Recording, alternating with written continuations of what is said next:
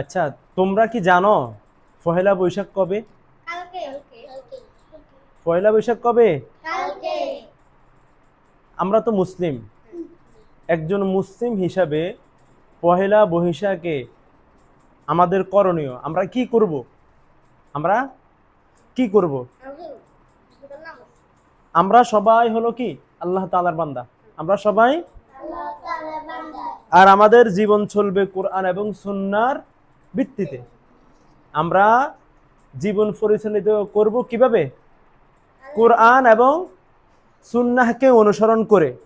কেমন? দুনিয়ার কোন সংস্কৃতি বা অনুষ্ঠান এরকম যেরকম ভাবে পহেলা বৈশাখ বানানো সংস্কৃতি, আল্লাহ প্রদত্ত না, এরকম সংস্কৃতি বা অনুষ্ঠানের মধ্যে আমরা কি করব না? যাব না। আমাদের ঈমান আমলকে ক্ষতিগ্রস্ত করব না, এরকম অনুষ্ঠানের মধ্যে আমরা গিয়ে আমাদের ঈমান আমলকে কি করব না? নষ্ট করব না। পহেলা বৈশাখ বাংলা নববর্ষ, মনে থাকবে?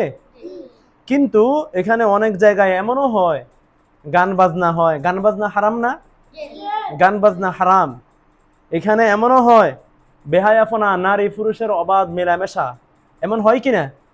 হয়। আল্লাহ পাক রব্বুল আলামিন কোরআনের মধ্যে বলছেন, ইয়া আইয়ুহাল্লাযীনা আমানু লা তাত্তাবিউ খুতুওয়াতিশ শাইতান, হে ঈমানদারগণ, তোমরা শয়তানের পদাঙ্ক অনুসরণ করো না।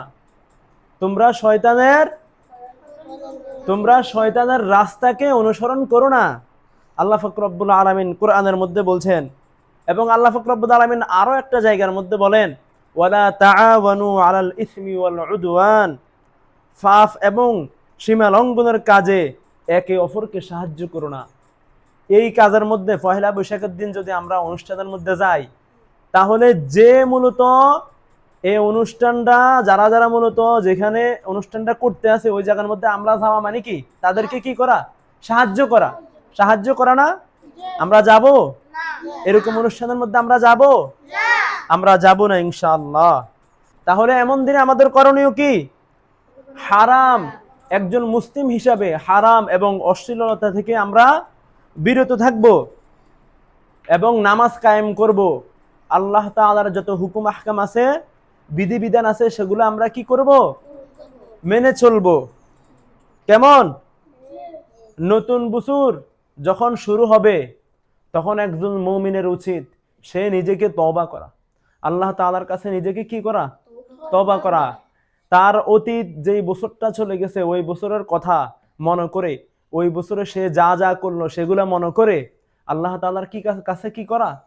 দোয়া করা, তওবা করা, কান্নাকাটি করা। হে আল্লাহ, একটা বছর তো শেষ করে ফেললাম, অনেক অপরাধ অন্যায়, মানুষের উপর অনেক জুলুম করছি, অনেক গুনাহ করছি, হে আল্লাহ আমাকে ক্ষমা করে দেন। আমাকে নতুন বছরে হেদায়েতের পথে, হেদায়েতের জন্য কবুল করেন, ইসলামের জন্য কবুল করেন, দ্বীনের জন্য কবুল করেন। তাহলে আমরা এই অনুষ্ঠানে যাব? যাব না। আল্লাহ পাক রব্বুল আলামিন আমাদের সবাইকে বুঝার তৌফিক দান করুক।